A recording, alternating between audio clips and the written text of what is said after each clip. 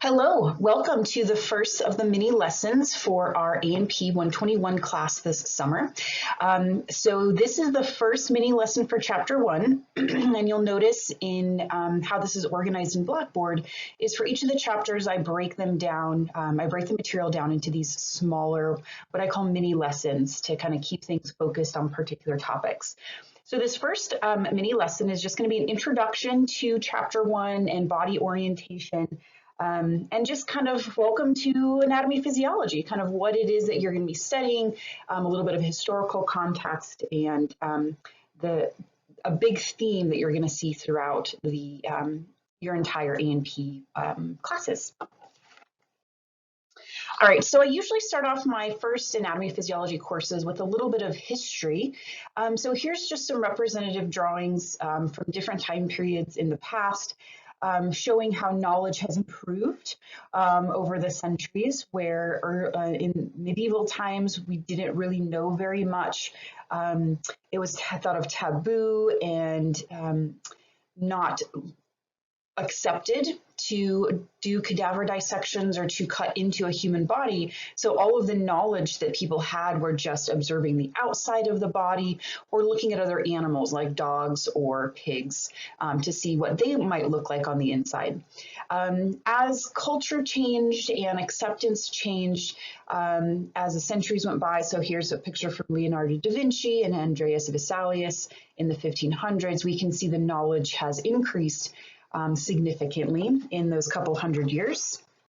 And then if we take a look at more modern understanding, we now have widely accepted views to study the human body, like cadaver dissections. You can use microscopes to look at things at the cellular level. We can use specialized imaging tools like MRIs and X-rays to look inside of a living body without having to rely on dissection or surgery. So things have changed over the years. And this idea of anatomy and physiology is kind of this topic. It's a subject in school, but what does it mean? So when we talk about anatomy, the word anatomy means the structure of something, the parts and pieces, the chambers in a heart, or the types of cells in your kidneys, or the names of the different parts of the brain or your lungs. So then think of anatomy as the parts and pieces. You can have gross anatomy, which is the large scale, like the whole organ, or you can have microscopic anatomy looking at the cellular level of things. In this picture here in the middle that's labeled histology, we're going to be learning in chapter 3, histology is a study of tissues, and tissues make up all of our organs and organ systems. The other half to the name of this class is physiology. So physiology is a study of function. So I have a little animation here of muscle physiology. You'll be learning chapter 6, I think, how your muscles contract. So you'll be learning the anatomy of the muscles, the names and the parts and pieces, but you'll also be learning the physiology, how a muscle contracts. To give you the ability to move your body. I'm showing some molecular physiology with the process of DNA replication. I'm showing you some organ level physiology with heart contraction. So anatomy would be naming all the ventricles and naming all the chambers and the valves and structures of the heart.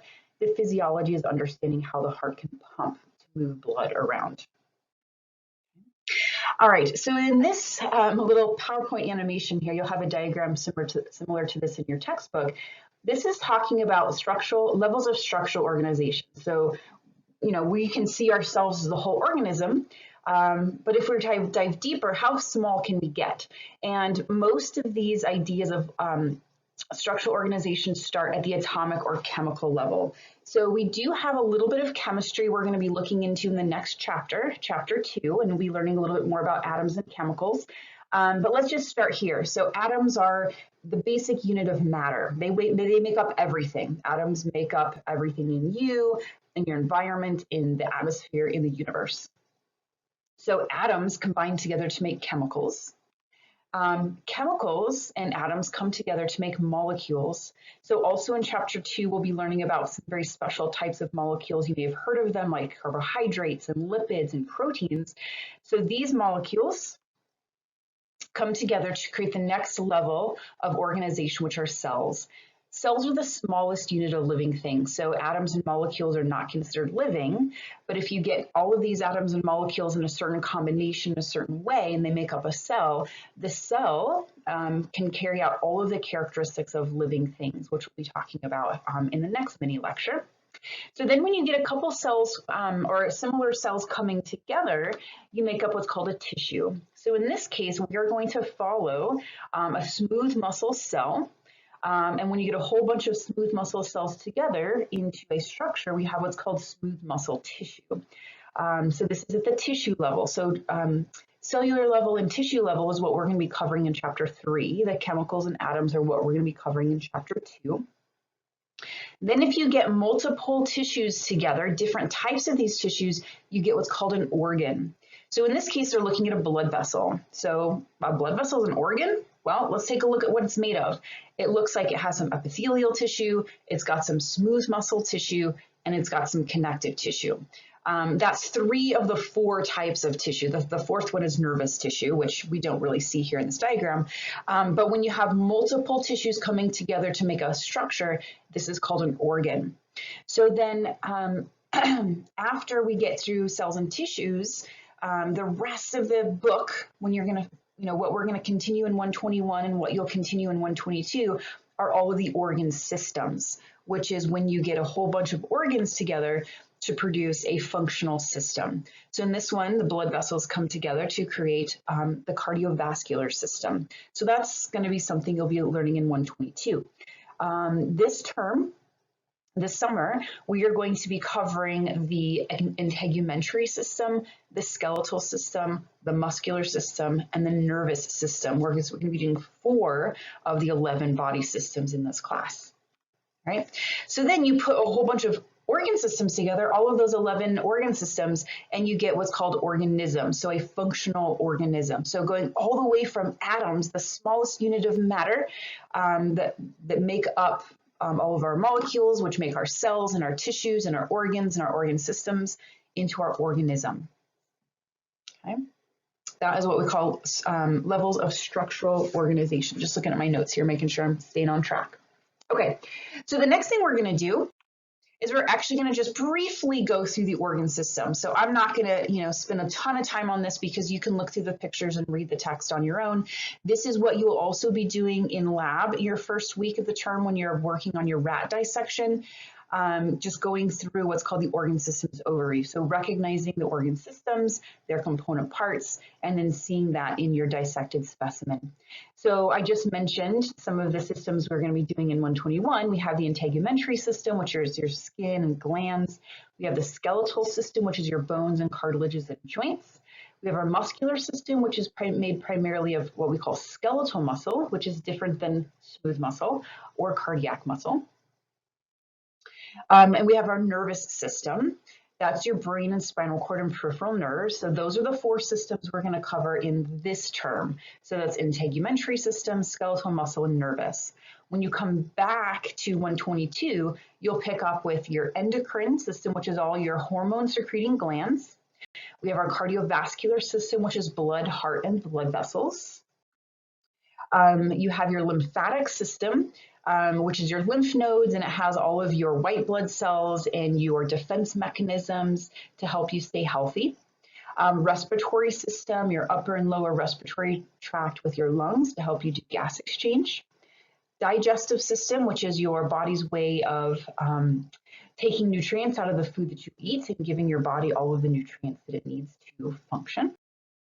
And then the urinary system is a filter. So it filters your blood through the kidneys, and we get rid of the waste, which is our urine, and that keeps our blood nice and clean.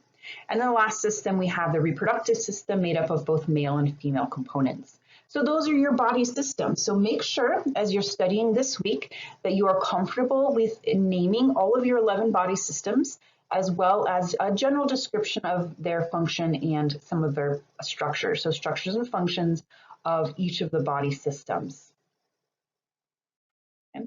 And then just a last note in this orientation video is just to say that while we will and you will be covering these body systems individually, like we have a chapter on skin, we have a chapter on bones, we have a chapter on the brain or the nervous system, please know and kind of get comfortable with the idea that all of these systems are interacting, right? We are an organism made up of all of these interacting body systems. So this is just a diagram to show kind of some of the relationships of your respiratory system, your cardiovascular system, your digestive system, and your urinary system, how just these four of your 11 total work together to help each other. So digestive system gives you nutrients, which allows your cells to metabolize, and they produce carbon dioxide, which has to be carried out of the body via the circulatory system and exhaled via the respiratory system. Any of the waste products made from your cell's metabolism needs to be removed via the urinary system. So lots of interaction and interrelationships between all of your body systems. And when any of those aren't working, that's when you are sick, or you have a disease, or you are what is called out of homeostasis. We'll be learning about homeostasis in one of our next mini lessons here in chapter 1. And the final thought I wanted to leave you with in this one, in this mini lecture, is this idea of structure and function, which we kind of started at the beginning of this video with the idea of anatomy and physiology. So anatomy is a structure, physiology is a function, but there's a deeper relationship here. So the structure of an organ or a tissue or a cell tends to give you clues as to its function. So for example,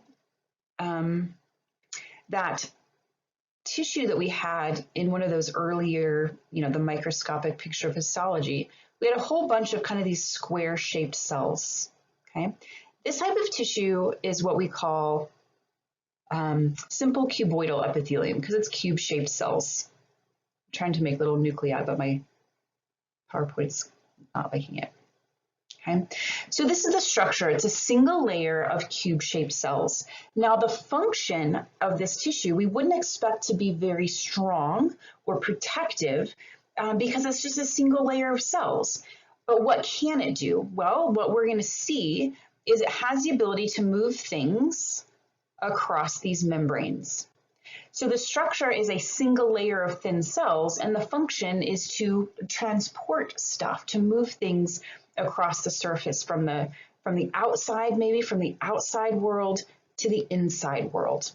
So if we were to have a tissue that has very thick, a whole many layers of cells, that wouldn't be a very good surface for exchange to move things in and out because it's so thick.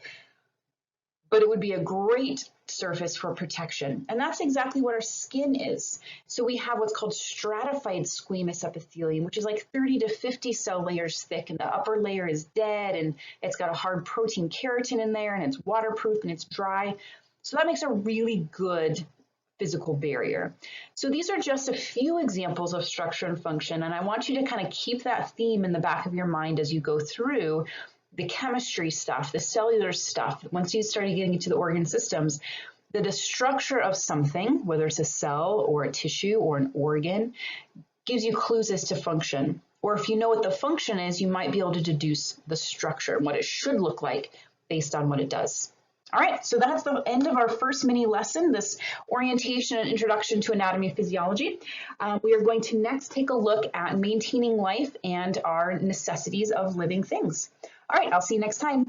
Bye.